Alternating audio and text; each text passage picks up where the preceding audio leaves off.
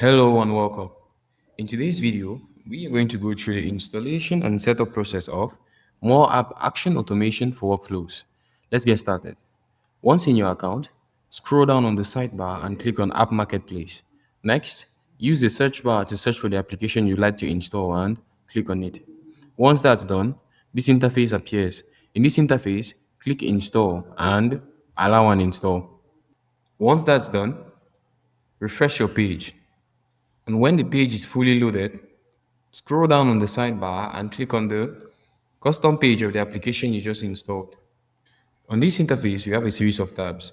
The first tab is a documentation tab where on this interface, we have a series of tabs. The first tab is the documentation tab, which contains information about the application. Up next is the tutorials tab, which contains smart cues and videos that will help you get the necessary credentials when trying to set up the application. Next is the setup tab, and this is where we set up the application. Start by clicking on Start Setup. Next, head to your MoreApp account online and hover on this icon. Next, click on Settings. In Settings, click on API Keys and click on Add. Give it the name of your choice and save. Copy your API key and click Close. Head back to your account and paste it where required. Next, you copy your customer ID.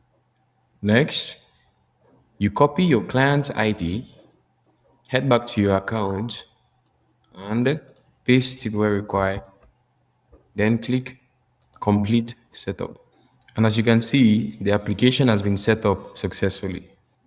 Up next is the Support tab, where you can create tickets and book calls with our support team each time you have an issue. And finally is the changelog tab, which keeps you updated on any changes that have been made in the application. You can also receive notifications each time a change is made by toggling this on, filling in your email address, and clicking on subscribe. Thank you so much for watching this video. Don't forget to share and subscribe for more content. See you in the next video.